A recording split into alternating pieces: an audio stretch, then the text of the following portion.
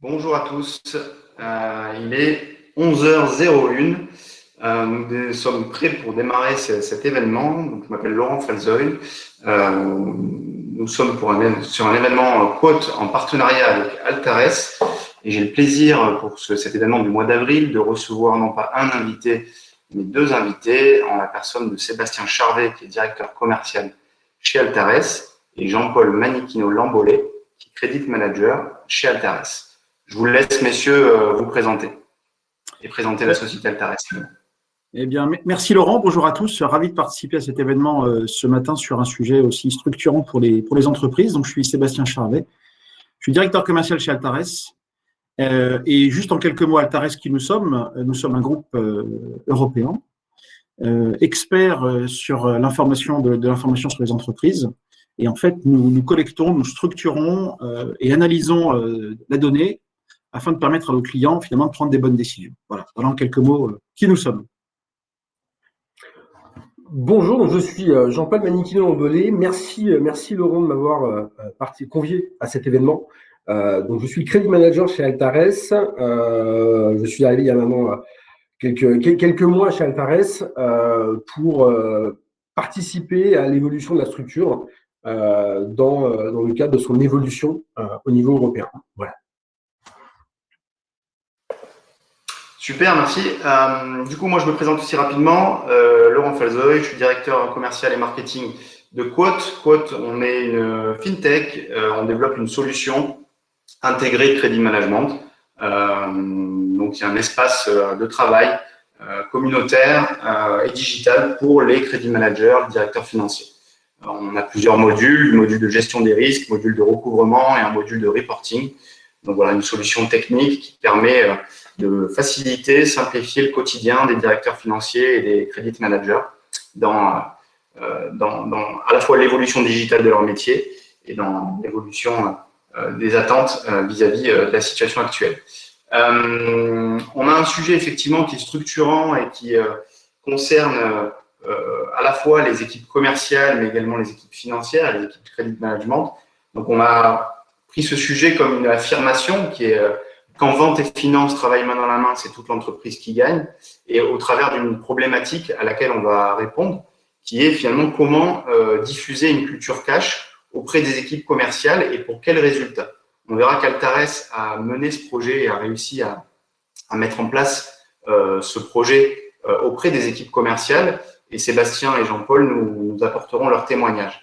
Mais d'abord, avant de rentrer dans la réponse à cette problématique, on pensait qu'il était intéressant de vous partager des éléments de contexte vis-à-vis de la crise sanitaire et la crise économique actuelle, et notamment sur où en sont les entreprises françaises par rapport à cette crise après un an de Covid. Donc, c'est la première question à laquelle on va répondre. Et c'est Sébastien qui va utiliser les études nombreuses qui sont publiées par Altares pour pouvoir nous apporter cet éclairage sur le contexte. Ensuite, Jean-Paul nous apportera aussi un éclairage sur les impacts finalement de la crise sur le métier de credit manager. Alors, quelles sont les évolutions, quels sont les changements dans le quotidien des credit managers. Et puis ensuite, on passera à l'exemple concret avec une sorte d'interview où Sébastien et Jean-Paul répondront à mes questions pour apporter leur expérience sur comment ils ont fait pour pouvoir diffuser la culture cash et intégrer finalement de manière active et opérationnelle avec des résultats concrets les équipes de vente d'Altares dans la stratégie globale de crédit management de l'entreprise. Et puis on se laissera 15 petites minutes à la fin du webinaire pour pouvoir échanger avec vous et vous laisser la possibilité de poser vos questions. Sébastien, je te laisse la parole pour la première question. Donc, où en sont les entreprises françaises après un an de Covid? Merci Laurent, effectivement. Peut-être rappeler juste qu'il va y avoir des sondages qui vont être proposés dans le chat, je crois, hein, Laurent, d'abord, voilà, qui vont nous permettre aussi peut-être d'être en réaction à vos questions ou à vos réactions, c'est intéressant. Alors là, tu poses… Tout à fait. Excuse-moi, effectivement, j'en profite, j'ai oublié d'en parler. Vous avez un onglet sondage sur la droite de votre écran. Donc, effectivement, je vais soumettre tout au long de la présentation différentes questions. N'hésitez pas à prendre quelques secondes pour y répondre. Merci Sébastien, je te laisse la parole. Je t'en prie. Alors effectivement, où en sont les entreprises françaises après un an de Covid? C'est une très bonne question. Alors, hasard du calendrier, je ne sais pas si vous l'avez peut-être vu dans la presse ou en tout cas sur les réseaux sociaux. Altares publie trimestriellement des études qui sont largement reprises dans les médias sur les défaillances d'entreprises. Et encore plus en cette période compliquée, il est intéressant de se poser ces questions-là et réellement de voir où est-ce qu'on en est aujourd'hui. Ce qu'on constate, en fait, c'est que finalement, la situation économique dans laquelle nous sommes, elle est assez paradoxale, je dirais même schizophrénique, parce que d'un côté, on constate une chute des défaillances qui est extrêmement marquée, prononcée. Hein, je crois que Thierry disait hier dans un papier que sur les 12 derniers mois, c'est pratiquement 40% de défaillances en moins sur le marché français, ce qui est totalement historique. Mais paradoxalement, on se rend compte qu'on est quand même dans un environnement de plus en plus risqué. Voilà. Alors, qu'est-ce qu'on constate de façon simple? Finalement, c'est que dans les éléments qui vous sont chers, vous, en tant que credit manager, c'est que finalement, on constate des retards de publication de comptes. Alors, il y a beaucoup d'entreprises qui, effectivement, n'ont plus ce réflexe aujourd'hui d'aller publier leurs comptes, ou en tout cas qui prennent un peu plus de délai, un peu plus de temps. Alors, pour des raisons diverses, souvent parfois parce qu'elles ont peur peut-être de mettre à nu une situation complexe et réelle. Et finalement, pour vous, en tant que pur financier, quelque part, c'est un peu une perte de repère dans vos schémas classiques, puisque l'analyse des bilans, c'est quand même un élément qui est fondamental. Et les questions qui se posent ici, c'est comment je prends les bonnes décisions de crédit avec ce nouveau paradigme, avec ces informations qui sont manquantes. Voilà. Et nous, notre croyance, c'est de pouvoir analyser effectivement des bons signaux à partir de la donnée sur les entreprises. Voilà. Donc ça, c'était un petit peu l'introduction. Pour ce qui est des chiffres, finalement, la situation économique que nous vivons actuellement, elle peut paraître stable en apparence, mais quand on regarde précisément l'évolution des comportements de paiement, alors si je parle des comportements de paiement, c'est parce que vous savez à quel point aujourd'hui le crédit interentreprise, c'est quelque chose qui est extrêmement important en France. Hein, ça représente pratiquement 700 milliards d'euros qui sont aujourd'hui prêtés. Et Jean-Paul parlera précisément des délais de paiement et tout ce que vous pouvez faire en tant que credit manager pour mettre en place ces processus. Mais de façon extrêmement simple, qu'est-ce qu'on constate? On avait, en février 2020, 47% des entreprises qui payaient à temps leurs fournisseurs. On voit qu'on a une baisse carrément, pratiquement de 3 points de base sur ces gens-là. Donc, on a ces gens qui payent à temps qui payent, du coup, un peu moins aujourd'hui. Et de façon un peu plus, si on regarde précisément les plus de 90 jours, et c'est là où c'est le plus dramatique finalement, c'est pratiquement 50% d'augmentation d'entreprises qui payent au-delà de 90 jours leurs fournisseurs. Okay, et ça concrètement, c'est vraiment un point d'attention extrêmement important. Maintenant, si on regarde dans le détail les typologies d'entreprises, finalement, on se rend compte que dans cette crise, il y a un paquet d'entreprises qui finalement ont plutôt bénéficié. Et c'est vrai que ce système d'aide qui est mis en place par le gouvernement, le PGE, il y a des aides qui sont parfois territoriales, locales pour les entreprises afin de faire face à cette crise. Finalement, elles ont permis à certaines entreprises même d'améliorer leur comportement de paiement. Forcément, j'ai du cash, et donc je peux payer mes fournisseurs rapidement, j'en ai besoin pour maintenir mon activité, et donc quelque part, je peux améliorer mes délais de paiement. Okay, bon, il y a une grande majorité, on a vu, plus de pratiquement 40%, pas vraiment de différence.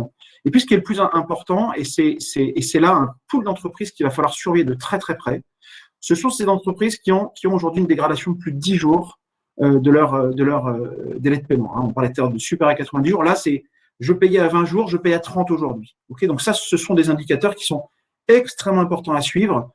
Et ce groupe d'entreprises, c'est quand même ça, on parle de centaines de milliers d'entreprises qui aujourd'hui ont du mal à suivre, qui finalement ont ponctionné un petit peu toutes les aides qu'elles ont pu obtenir et qui aujourd'hui ont du mal à faire face à leurs échéances. Je rajouterai une chose importante par rapport à ça. On parle beaucoup de reprise économique dans les semaines et mois à venir, ce qu'on espère. Ce qui va être encore plus difficile, c'est les entreprises qui vont avoir besoin de trésorerie pour relancer leur activité. Okay, donc, ce qui veut dire que le deuxième pic de défaillance est assez préoccupant sur la fin d'année, milieu et fin d'année de 2021. Alors, je vous disais tout à l'heure, on a sorti hier une étude sur les défaillances de Q1 2021, et là, sans appel, et ça aussi, c'est un signe à regarder de très très près. on constate jusqu'à la troisième semaine de mars, on va dire deuxième semaine de mars, début de troisième semaine de mars, que finalement, le nombre de défaillances est pareil, comme l'année dernière, extrêmement en baisse, puisqu'on est à moins 38% sur la deuxième semaine, moins 58% sur la première semaine. En revanche, et là c'est beaucoup plus préoccupant, fin de trimestre, on commence à voir arriver une très très forte augmentation des défaillances par rapport à l'année dernière. Alors je vous rappelle qu'en son temps, en mars l'année dernière, mars-avril, quand les mesures ont été mises en place, les tribunaux de commerce ont reçu consigne effectivement d'arrêter, de stopper l'ensemble des procédures. Et ce qu'on remarque aujourd'hui, c'est que 8 entreprises sur 10 qui se présentent devant le tribunal de commerce sont en liquidation judiciaire directe. Okay, donc, c'est des entreprises qui viennent parce qu'elles savent directement, voilà, il n'y a pas de plan de continuation, il n'y a pas de, c'est vraiment de la liquidation directe. Et ça, c'est vraiment inquiétant. Et donc, à suivre de très, très près. Juste un éclairage, je ne l'ai pas dit tout à l'heure, mais Altares fait partie d'un réseau qui est le réseau d'Allen Bradstreet, qui permet à nos clients d'accéder à de la donnée sur le monde entier. Et j'ai pris ici l'exemple de la Chine parce que la France, bien entendu, finalement, ce qu'on constate en France sur le retard de paiement, on le constate aussi à l'international. Et là, c'est pareil. Hein, alors, avec un peu de décalage, puisque la Chine est sortie, entre guillemets, sortie un peu avant nous de la crise. Mais là aussi, on observe les mêmes tendances. Hein, une forte augmentation des délais de paiement interentreprises. Et ça, c'est préoccupant. Et ça, vous ne verrez pas dans les bilans. Voilà. Bon, ça, je vais passer rapidement. Et dernier élément, parce que je vois que le temps passe, dernier élément important. Qu'est-ce que nous a apporté cette crise également?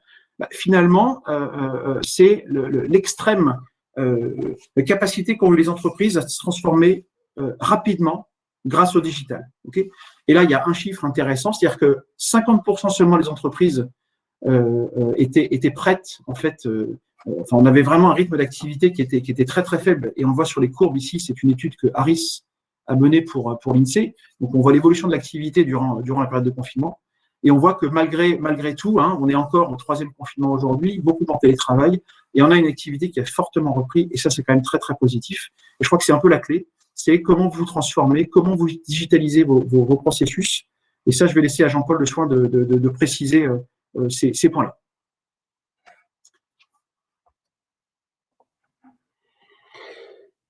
Merci Sébastien.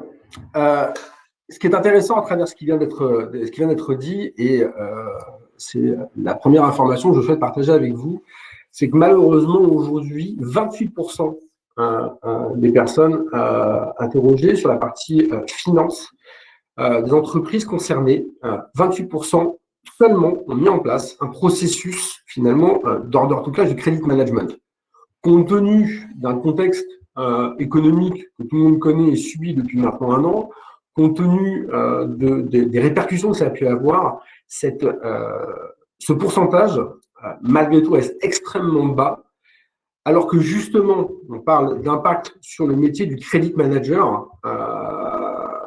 C'est assez surprenant de constater un niveau aussi bas, en fait, finalement, d'entreprises ayant mis en place, ayant eu les moyens de mettre en place une action corrective. Et on va essayer un petit peu de revenir dessus. Et à la première question, comment renforcer le credit management dans le cadre de crise et des impacts qu'on a pu avoir, la première façon, c'est de renforcer une transversalité assez importante, car, inutile de le rappeler, mais c'est toujours bon de le dire, le credit manager, c'est pas que quelqu'un qui est en finance dans une espèce de tour d'ivoire, hein. C'est quelqu'un qui est un petit peu à la croisée des chemins. On parle là d'un petit peu d'order to cash. Alors, c'est un mot, une terminologie un peu anglaise, mais qui globalement en fait définit l'ensemble des processus liés au cycle de vente. Et c'est ce qu'on voit ici à travers la vente, le marketing, la DSI, la finance, les achats. Toutes ces activités rentrent pleinement dans le cadre des actions d'amélioration du processus order to cash, afin justement de minimiser les impacts, ou en tout cas de contrôler les impacts au niveau du credit management, mais pas seulement au niveau du credit management, au niveau de l'entreprise. Parce que c'est quelque part le sujet aujourd'hui. Et donc, c'est d'arriver à justement structurer, renforcer la transversalité de la fonction, plus proche du business, mais aussi des fonctions support, afin de gérer au mieux, et on l'a vu précédemment, les tensions de trésorerie, de nos clients, les impacts aussi de l'entreprise, les propres enjeux de l'entreprise, la préservation de sa base client, on l'a vu aussi précédemment, nombre d'entreprises aujourd'hui sur le rapport 2021, en mars 2021 qui est sorti, qui passe directement en procédure collective, qui est assez inquiétant en tant que credit manager, mais d'un point de vue entreprise, tout aussi inquiétant. Donc cette transversalité est nécessaire, véritablement nécessaire à la fois donc, sur les métiers de vente, marketing, finance et DSI. Car bien évidemment, le credit manager, encore une fois, et j'insiste là-dessus, ne doit pas être seulement et uniquement une interface finance, mais véritablement une interface à la croisée des chemins des différentes activités d'entreprise. Pour ce faire, forcément, on se doit de travailler, et on va le voir sur les différents slides, à la fois en amont et en aval de la fonction de credit man, qui, comme je le précisais, est à la croisée des chemins, en amont, de telle façon à anticiper, prévenir et garantir le risque sur, bien évidemment, les fonctions commerciales afin que la productivité augmente. Pourquoi? Parce que faire du business, c'est très bien, mais faire un business qui est rentable, c'est tout aussi important. Donc, de pouvoir définir des stratégies et une base client enrichie et qualifiée, ce qui va permettre aux équipes commerciales de mieux prospecter et pour l'entreprise d'en tirer un bénéfice puisque l'activité sera beaucoup plus sécurisée. Bien évidemment, si possible, de pouvoir automatiser. Donc, Sébastien en faisait un petit peu état tout à l'heure de la digitalisation de certains de nos processus qui sont aujourd'hui, on le voit, le travail à distance a aussi accentué cette situation-là sur le fait de pouvoir communiquer et d'avoir une information fluide sur nos différents outils. On y reviendra un petit peu tout à l'heure dans ce que nous avons pu mettre en place au sein d'Altares. Et bien évidemment, alors là on le voit, d'automatiser la qualification des leads sur l'aspect bien sûr business, mais aussi l'automatisation de certaines tâches en aval sur la partie recouvrement. Donc bien évidemment, une fonction renforcée en amont pour prioriser, on l'a vu, c'est vraiment le maître mot, l'anticipation, la priorisation des actions en support du business pour générer de la valeur, parce que en termes d'impact pour le credit man au sein de l'entreprise, c'est aussi un des points qu'on va développer, la génération de valeur auprès du business. Comment je peux générer de la valeur en amont de mon activité et bien évidemment comment j'en génère aussi en aval de mon activité. Là, en amont, on est véritablement sur une notion, encore une fois, de sectorisation, de cartographie, de telle façon à ce qu'on ait des activités commerciales qui puissent adresser des clients les plus sains possibles, et en tout cas ayant une santé financière qui nous permet de pouvoir avoir une vision à moyen et long terme sur notre activité, sur notre business. Bien évidemment, le credit man gère aussi toute la partie aval du processus order to cash. Cette gestion, pour nous, pour moi, s'appuie sur une vision un peu systémique des choses, de telle façon à ce que l'activité du credit man puisse être sous contrôle et que son environnement, au sens large, puisse être maîtrisé. Ça veut dire quoi? Ça veut dire s'appuyer sur des processus internes qui vont nous permettre d'être le plus efficace et le plus efficient.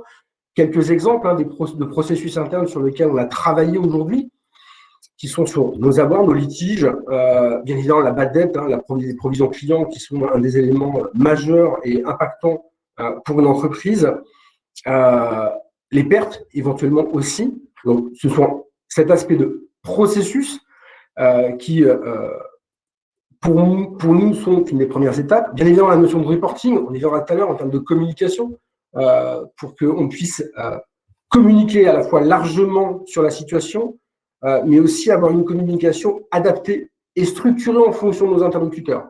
Toutes les informations ne nous concernent pas ou ne vont pas avoir le même impact si on va s'adresser au board d'une entreprise, à un comité de direction, à des sales managers ou à des sales. Et donc, bien évidemment, adapter les formats de reporting et la façon de les adresser.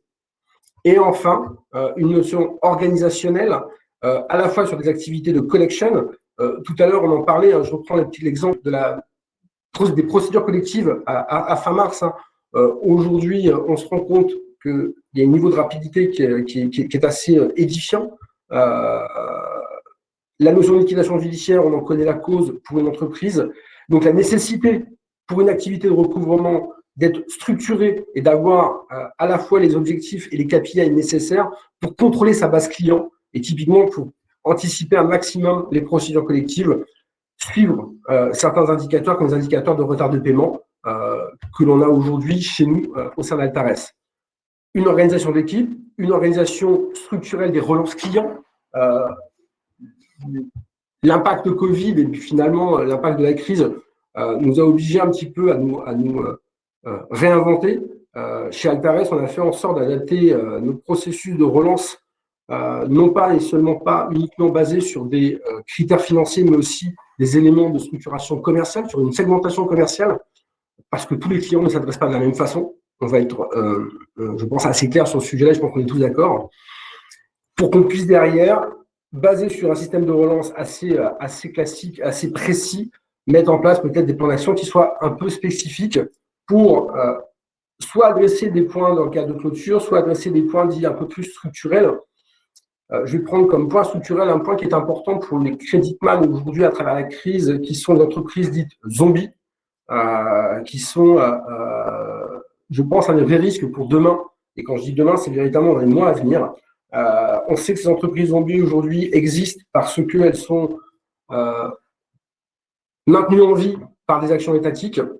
À la sortie de la crise, ces structures-là, en fait, ne vont plus exister et on risque d'être confronté à justement un accroissement matériel des structures tombant en procédure collective immédiate. Et donc, typiquement, quand je parle de plan d'action spécifique dans l'organisation de l'activité du creditman, le focus sur les entreprises zombies reste primordial. J'essaie d'avancer un peu vite parce que je vois le temps défiler.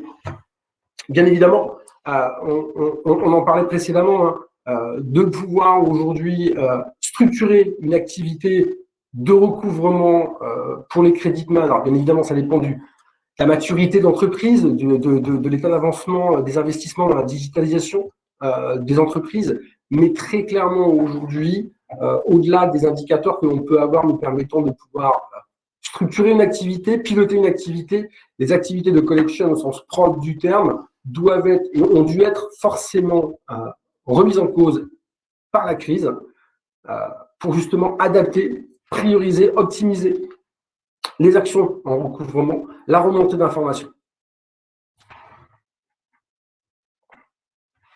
J'ai essayé de faire le plus vite possible pour que justement on puisse respecter le timing. Je te passe la main.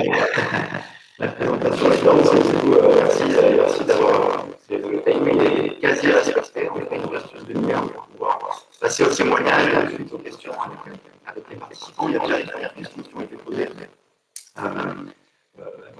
J'ai répondu pour dire qu'on est très en fin de séance.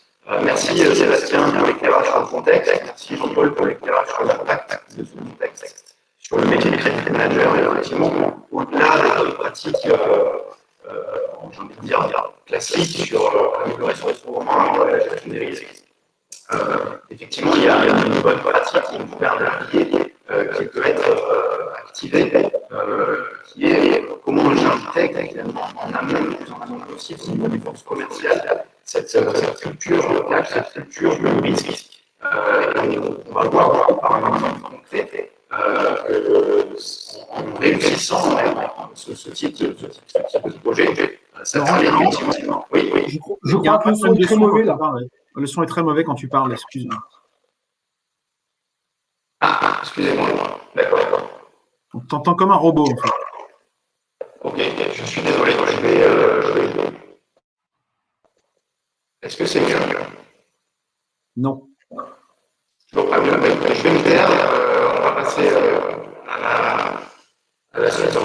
Je suis désolé, vraiment, les tests. C'est pas grave, ça fait partie du direct. On va avancer, il n'y a pas de souci sur ça. Je vais vous poser une question simple. Je ne sais pas si on m'entend bien. C'est pourquoi c'est important de diffuser les cultures cash auprès des forces de vente. Est-ce que sont vous en merci. Alors nous, on connaît la question à l'avance, hein, puisqu'on l'a travaillé. Donc, nous, on l'a bien entendu.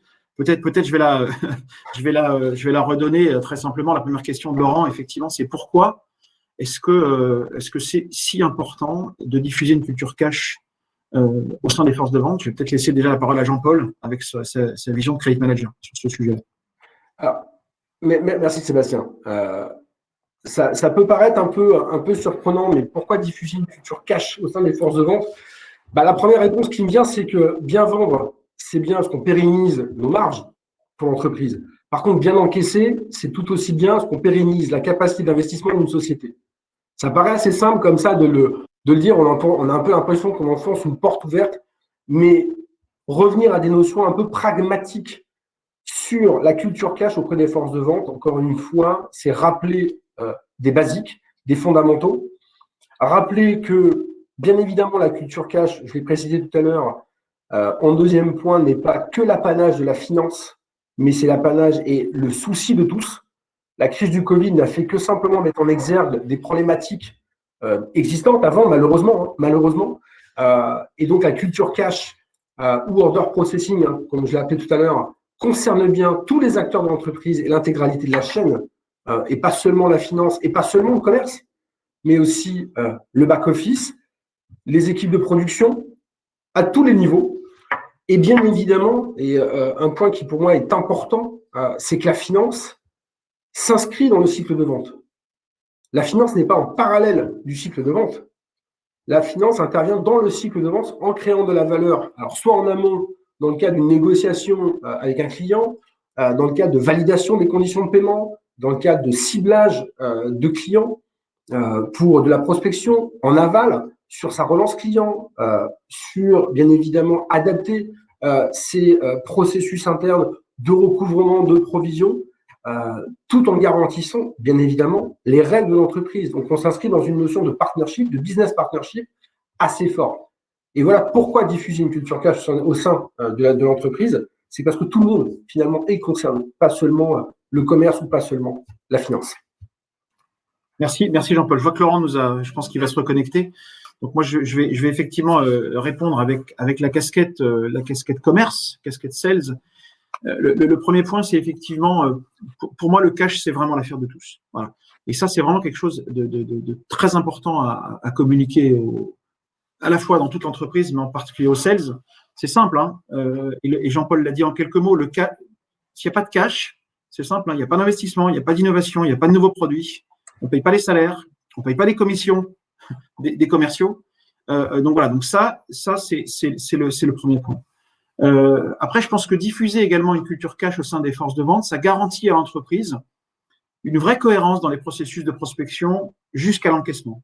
Hein, Jean-Paul a parlé effectivement de la mise en place de discussions autour des leads.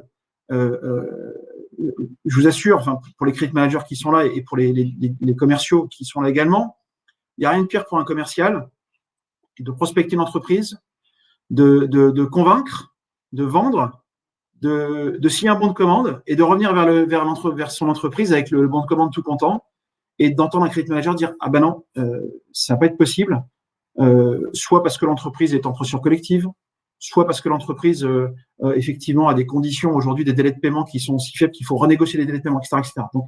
Donc ça, c'est vraiment un point qui est essentiel. Voilà. Mais pour ça, on en parlera après, mais c'est vrai qu'il est important de donner une base de travail concrète aux équipes de vente sur laquelle ils peuvent s'appuyer, sur laquelle ils peuvent travailler main dans la main avec le creditman pour pouvoir mener à bien l'ensemble de ces actions. Voilà. Ça, c'est une vraie conviction qu'on partage chez Altares. Laurent, tu es revenu? Est-ce que c'est mieux? Ah, c'est parfait, super. Je suis désolé pour cette petite problématique. Mon micro a été saturé, je ne sais pas. Donc j'ai mis des écouteurs. Donc si c'est mieux, tant mieux. Merci Sébastien d'avoir enchaîné. La deuxième question, du coup, c'est une question pour toi aussi, qui peut être intéressante de savoir comment vous fonctionniez avant chez Altares, avant la mise en place de ce projet, et puis avant l'implication du coup de manière automatique et très active des forces de vente dans notre stratégie de crédit management. C'était comment le fonctionnement avant? Ouais, c'est une très bonne question, effectivement. C'est important de voir d'où on vient aussi, hein, pour savoir où on est, même si on a encore beaucoup de chemin à parcourir. En fait, c'est simple, il n'y avait pas de process. Voilà. C'est-à-dire qu'il y avait un peu comme une sorte de mur de Berlin entre les différentes équipes, pas d'outils. Et ça nous amenait à un système finalement qui était plutôt de sanctions plutôt que d'éducation de la force de vente. Et quand je dis sanctions, c'est que très simplement, on fonctionnait avec des fichiers mensuels de décommissionnement des commerciaux relatifs au fait que voilà, j'ai un client qui paye pas, ben, automatiquement je décommissionne le commercial. Donc si vous voulez, c'était longtemps après les phases de recouvrement de la direction financière que le commercial était informé. Et pire, parfois, certains contrats n'étaient même pas renouvelés parce que le client n'avait pas payé sa facture un an avant. Donc la situation était totalement ubuesque, alors même que, comme on l'a dit en introduction, nos commerciaux sont quand même sensibilisés au risque client, puisque c'est quand même un des moteurs et un des segments de marché qu'on adresse en priorité chez Altares. Donc j'ai envie de dire, les cordonniers sont souvent les moins bien chaussés, c'est le cas. Donc voilà, donc en fait, le seul moment d'échange que nous avions avec les directions, les directions support et les directions du credit management et la direction financière, parce qu'on n'avait pas de credit manager à l'époque, c'était un moment de tension autour des décommissionnements. Et vous savez comme moi, pour les commerciaux qui sont autour de la table, que quand on touche aux commissions, c'est assez délicat. Voilà, donc il a fallu faire un vrai travail de fond de manière à pouvoir embarquer tout le monde. Et on en parlera après des actions qu'on a menées, mais c'est vrai que la mise en œuvre, et notamment d'un projet CRM, a grandement facilité ce travail et cette adhésion des forces commerciales à ce principe très très important, c'est vraiment de suivre le cash, le recouvrement, les litiges. C'est aussi de notre responsabilité. Voilà.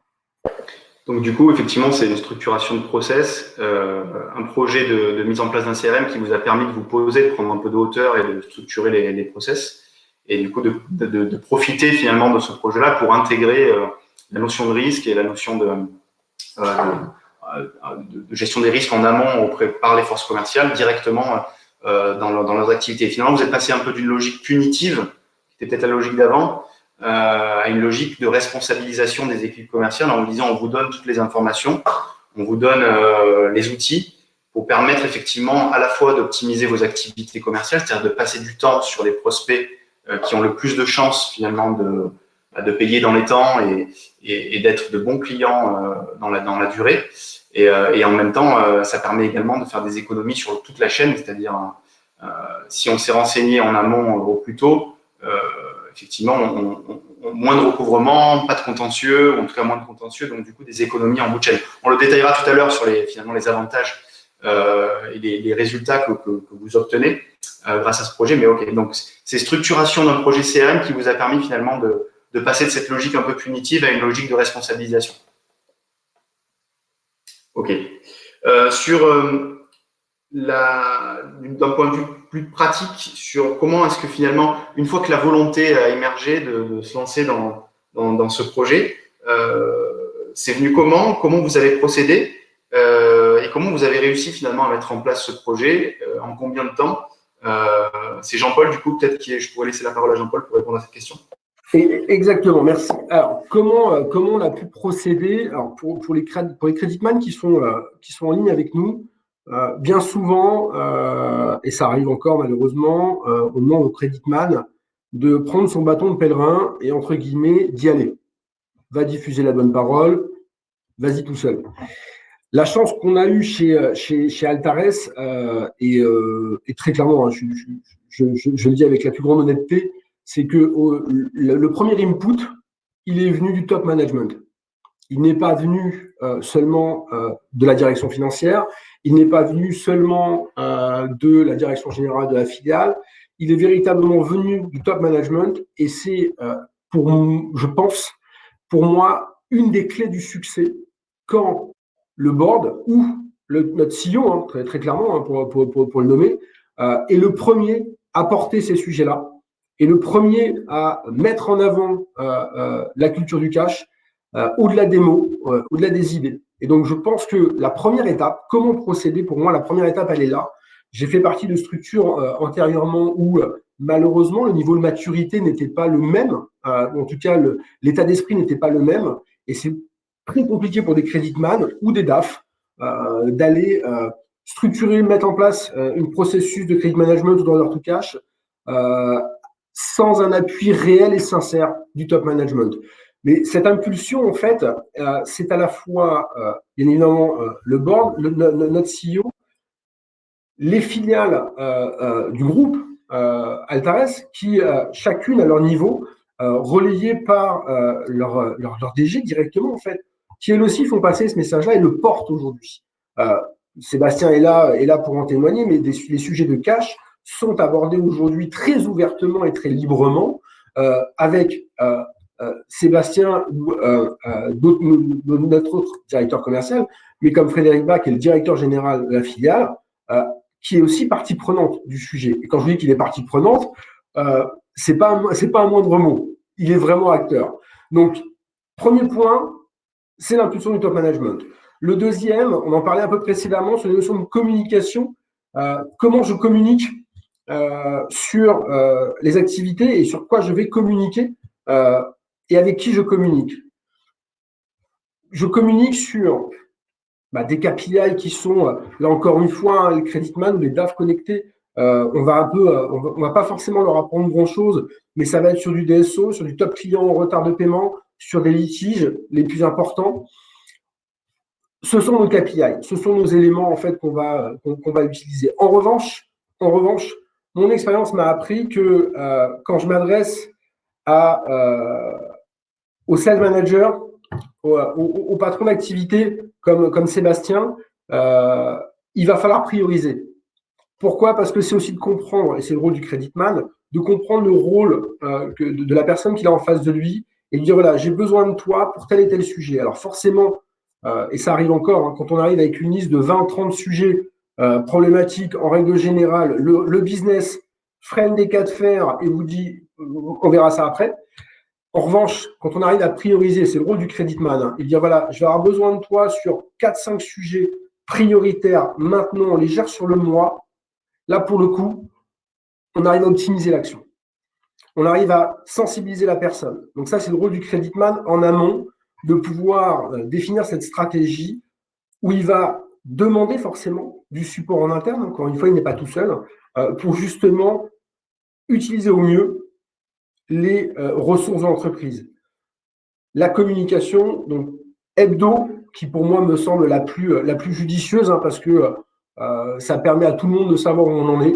Mensuel, bien évidemment, parce qu'il faut forcément nous arrêter de manière, comptable sur une situation. Et une communication, bien évidemment, donc adaptée. Je reprenais l'exemple tout à l'heure de mes litiges. Bien évidemment, la communication qu'on utilisera ne sera pas la même en fonction de l'auditoire qui est en face de nous. Et bien souvent, c'est là aussi la responsabilité du creditman de s'adapter à cette situation.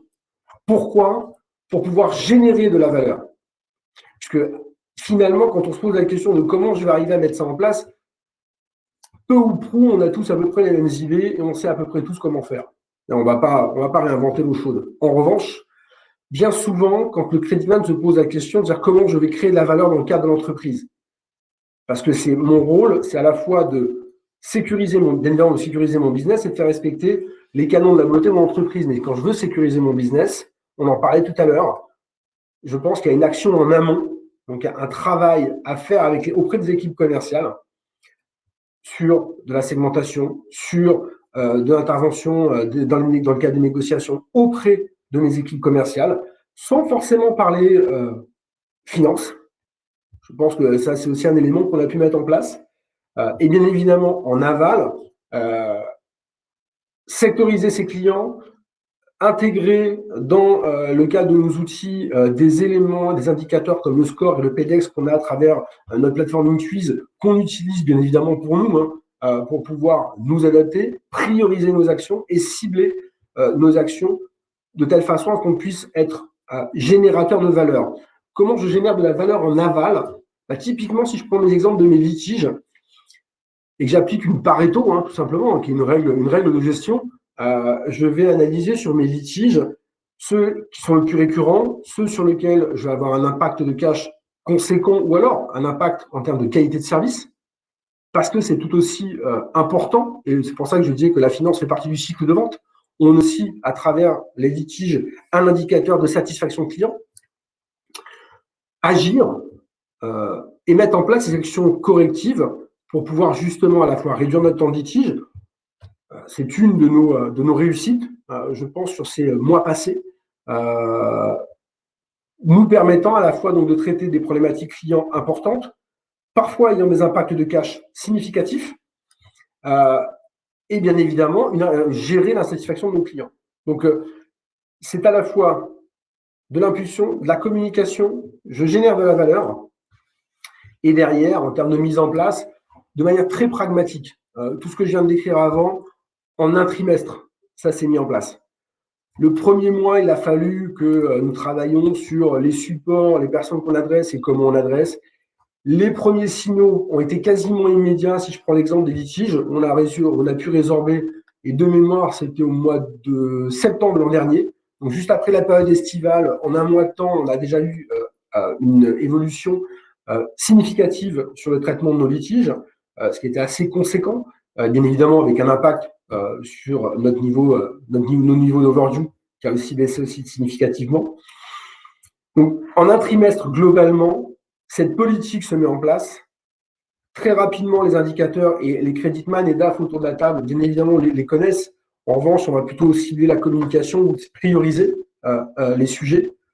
Les effets sont quasiment immédiats et on arrive à un niveau de maturité au terme de 3 à 6 mois, en règle générale. Ok, merci beaucoup. Réponse très, très, très complète, très claire. Peut-être Sébastien, du coup, sur la question d'après, sur finalement concrètement aujourd'hui, pour un commercial chez Altares, ça se passe comment, à la fois dans sa prospection, également dans le suivi des portefeuilles clients? Oui, juste avant, si tu permets juste de compléter ce qu'a dit Jean-Paul, parce qu'il y avait un point très très important sur le top management.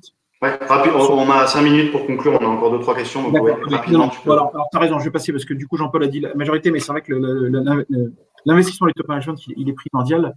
De façon très concrète, qu'est-ce qu'ont les commerciaux aujourd'hui? Ils ont une politique commerciale qui est très claire, hein, qui a été édictée, qui a été communiquée à l'ensemble des équipes. Jean-Paul passe du temps dans les équipes aussi avec les managers à la fois parler de son métier, c'est important, témoigner, parler des dossiers, que ce soit pas forcément du curatif, mais également on met en place des comités business dans lesquels la DAF et la direction générale a toute sa part de responsabilité et de décision sur des délais de paiement, sur des prix, sur des conditions de facturation, etc.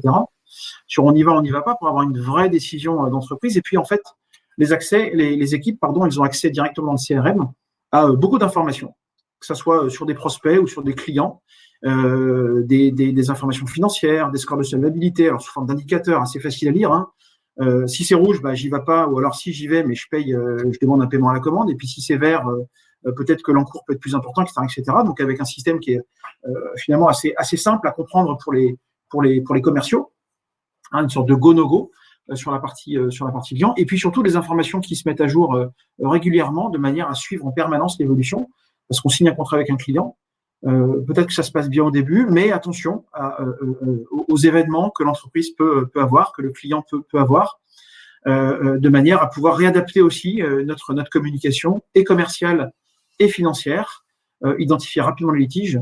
Voilà. Et dernière chose concrète sur le process, effectivement, on a en place une fois par semaine des comités avec le credit management pour travailler les gros dossiers, être informés, et nous, systématiquement, on remonte ça on descend ça à nos sales managers, aux équipes, et on prend part nous-mêmes sur des gros dossiers, aux actions curatives si c'est nécessaire.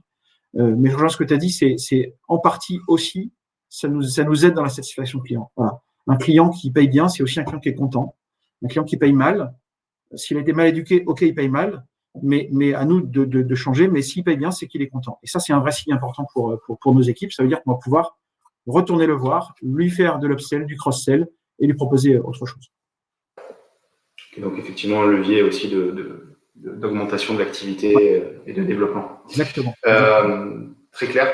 Merci beaucoup. Du coup, ça fait une transition sur les bénéfices. Concrètement, le fait d'avoir mis en place ce projet, vous en avez déjà parlé dans vos réponses, Si on pouvait condenser dans une réponse commune, finalement, à la fois les bénéfices d'un point de vue du creditman, d'un point de vue de la finance, de la mise en place de cette initiative, et puis les bénéfices aussi pour les équipes commerciales, de manière très pragmatique, voilà, les KPI, les bénéfices, les améliorations que vous avez pu constater. Si je peux me permettre de répondre en premier, Sébastien, déjà, les indicateurs que nous avons en place au sein d'Altares, qui sont connus de tous les creditman et de tous les DAF, encore une fois, on n'a rien inventé, sont en nette amélioration. Alors, en revanche, je suis désolé, mais Altares étant sous LBO, il y a bien évidemment certaines informations que je vais taire très simplement. Ceci étant, ce que je peux diffuser sans aucun problème, c'est que sur l'exercice 2020, on a constaté une baisse significative de nos overdues d'entre 13 et 15% sur l'année, avec un impact en valeur de plusieurs millions d'euros, ce qui est assez significatif. Deuxièmement, un point qu'on a abordé tout à l'heure, les litiges, qui sont un élément à la fois majeur d'entreprise, mais aussi vis-à-vis de nos clients.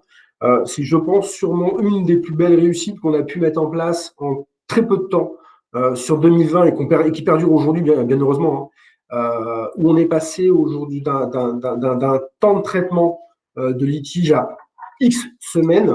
Aujourd'hui, on est inférieur à 4 semaines pour le temps de traitement d'un litige les plus significatifs pour nous, significatifs en termes de montant et d'impact client. Aujourd'hui, c'est en moins de 4 semaines qu'on arrive à les gérer, les clôturer et être payé.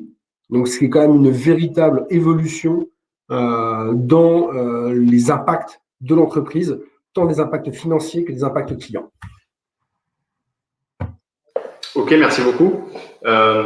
Sébastien, je ne sais pas si donc pour les équipes commerciales. Oui, juste un commentaire, et j'aime bien le commentaire que Mme Arbia vient de faire sur les propos, effectivement, agir ensemble collectivement de ce qui a marqué derrière Jean-Paul, qui est une des valeurs du groupe Altares. Moi, je crois que finalement, le bénéfice important, c'est qu'aujourd'hui, on a des commerciaux, et c'est pas mal de dire, qui sont finalement heureux, entre guillemets, épanouis, parce qu'ils ont compris, parce qu'ils sont intégrés au processus, parce qu'on leur cache rien, on ne met pas les dossiers sous les tapis.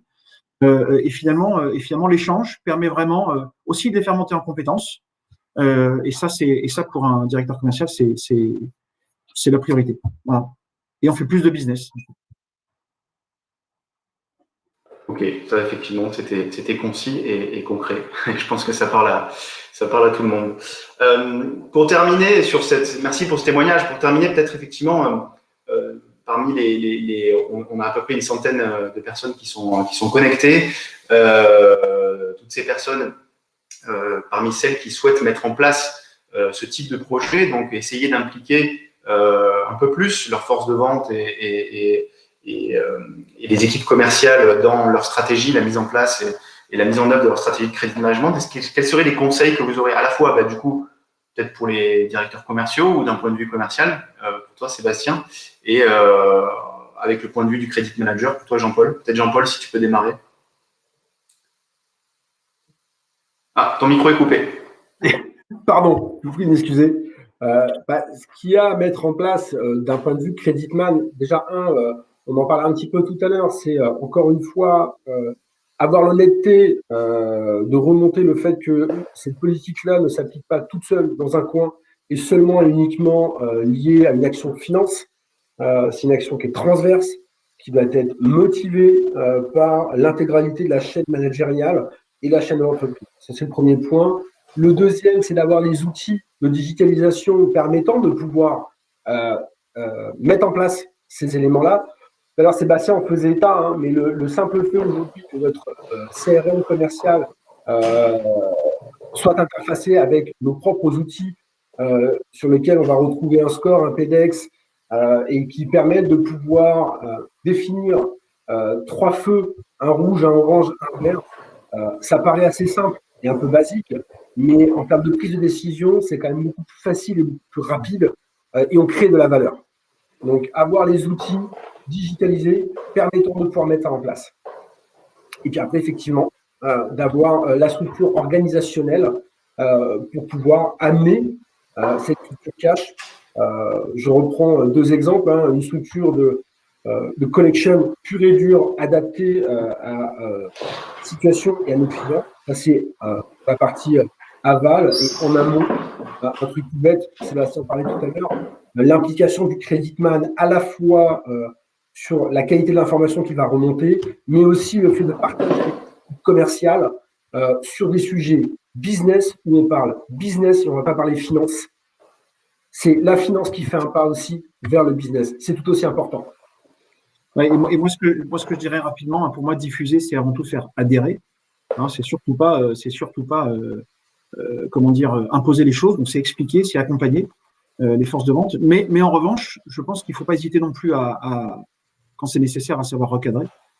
Ça, c'est important parce que les commerciaux ont cela de génial, c'est qu'ils sont parfois très innovants eux aussi dans leurs approches commerciales et parfois au détriment de l'intérêt de l'entreprise. Donc voilà, donc je pense qu'il faut pas hésiter à recadrer, mais voilà, mais ça s'est très bien passé et on continue dans l'échange, c'est le principal. Ok, merci. Patricia Arbia qui nous dit effectivement Creditman égale, c'est un nouveau super-héros du crédit client. Elle pose la question.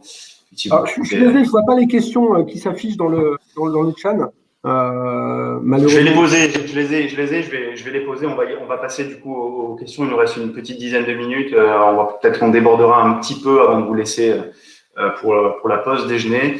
Effectivement, donc Creditman, c'est des crédits de Superman ou des crédits de Superwoman. C'est ça dans la description que Jean-Paul en fait.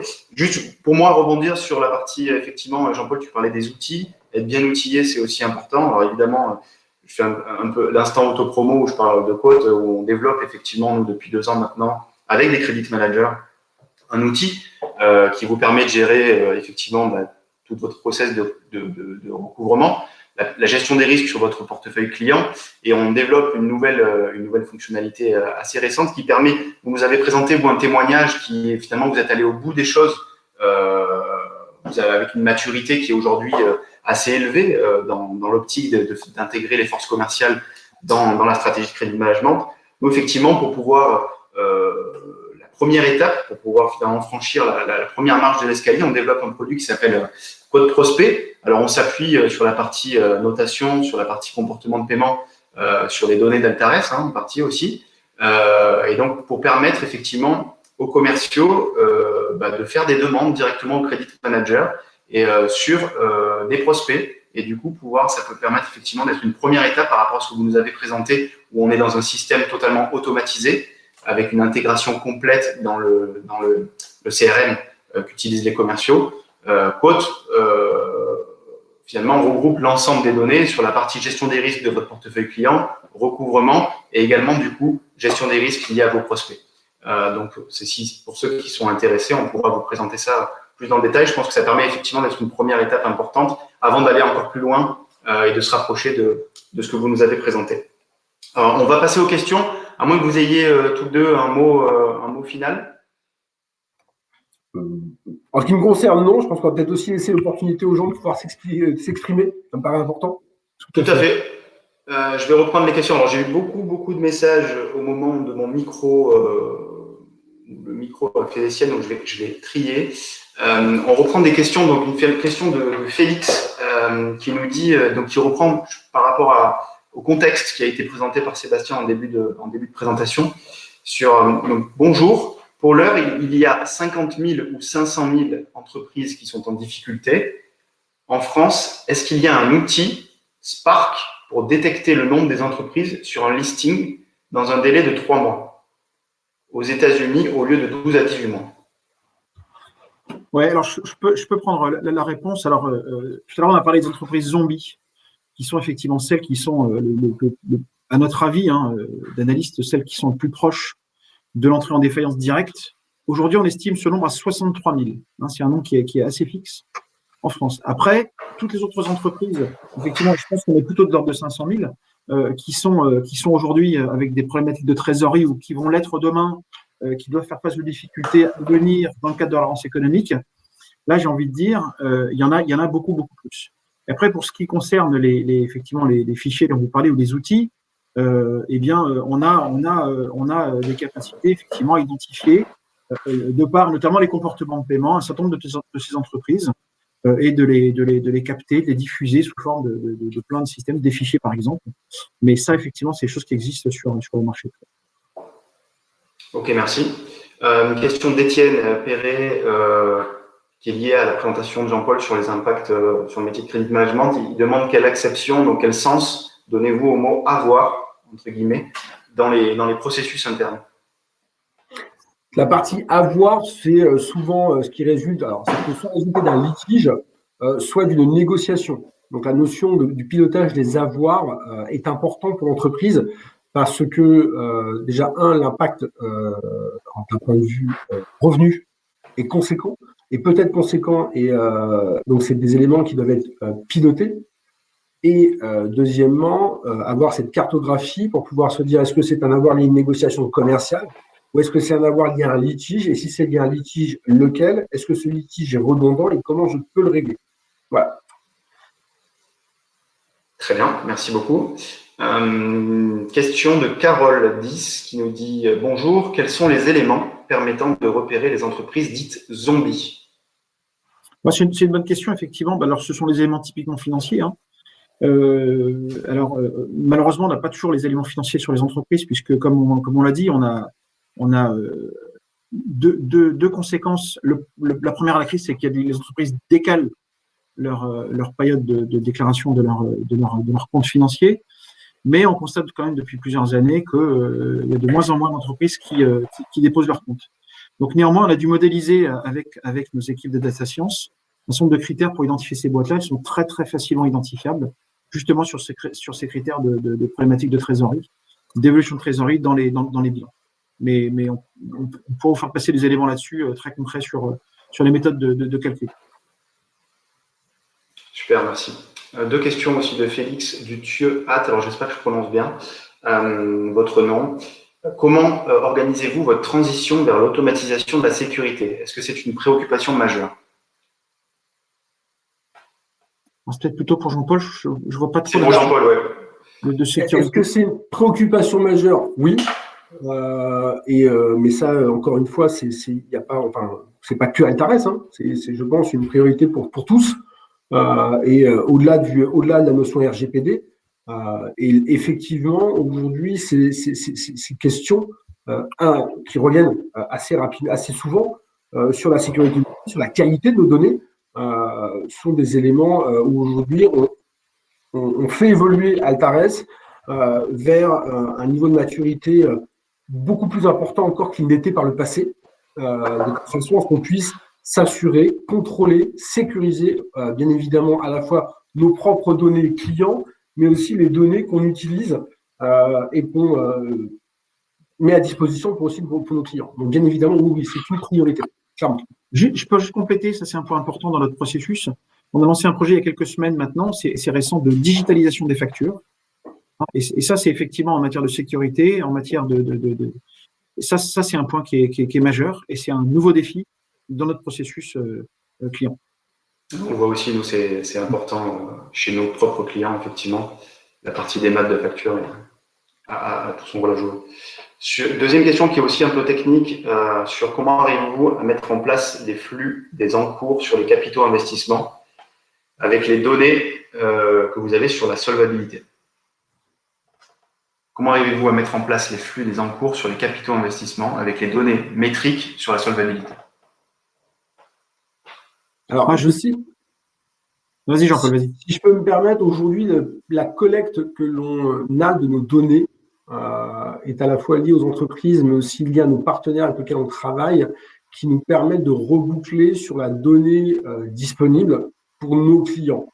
Le Sébastien en parlait, il y a le fait que le client publie effectivement ses propres données, mais il y a aussi le fait que nos outils nous permettent de partager, en fait, pour un seul partenaire, un seul client, différents points d'analyse, différents points de données qui nous permettent d'alimenter notre propre base de données.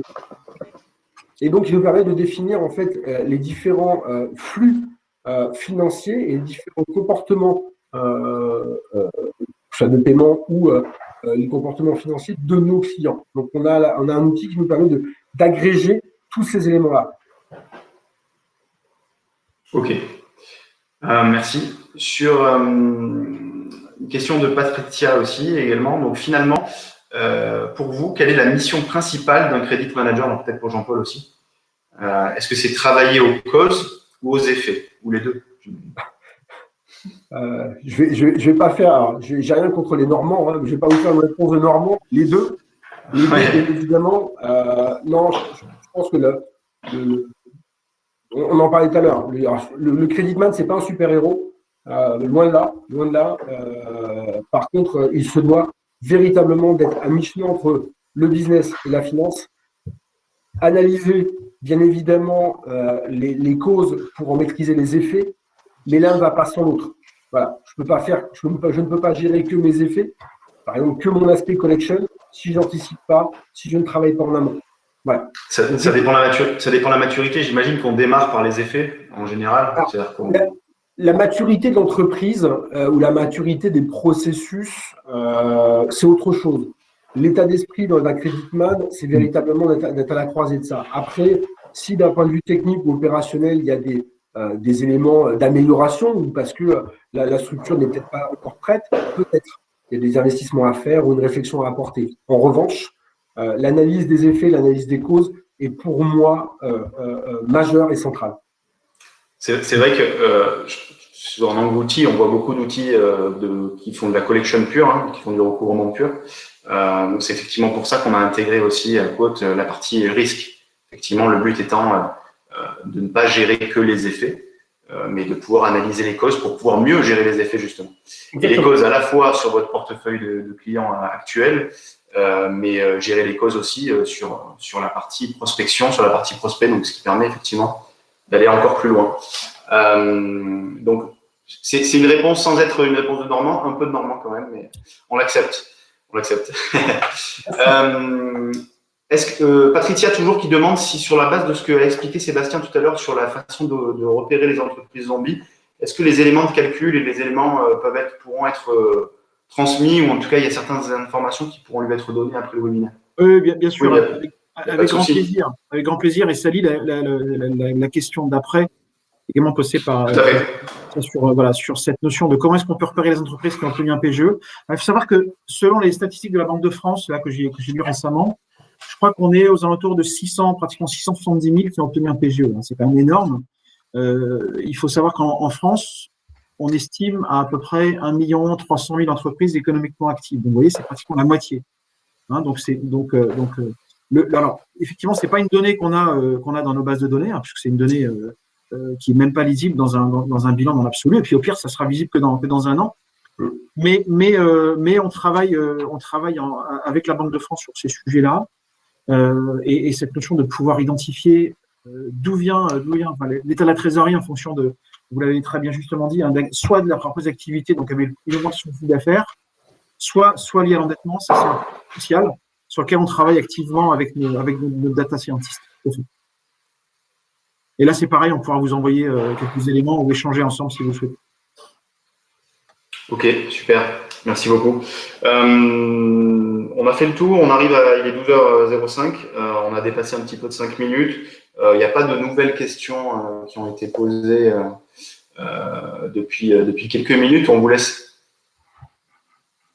Simplement un remerciement. Merci à vous, Patricia, d'être resté jusqu'au bout et d'avoir participé en posant vos questions. On espère que les réponses effectivement apportées étaient suffisamment claires et n'hésitez pas surtout à prolonger les échanges, que ce soit avec moi ou avec Sébastien et Jean-Paul par la suite. Le mot peut-être pour la fin, du coup, je vous laisse le mot pour la fin. On n'a plus d'autres questions. Go to cash, hein. Tout simplement. C'est le nerf de la guerre. Go to cash, ouais. Voilà. À la fois en termes d'état d'esprit, en termes de top management, effectivement, d'implication du top management, et puis en termes d'outils et de process. Donc, mettre tout ça pour effectivement diffuser cette culture cash à fond. Exactement. On est à votre disposition pour la suite. Vous avez accès au replay, de toute façon, si vous souhaitez revoir les échanges, vous repassez certaines réponses, repasser aussi les diapos qui vous ont été présentés.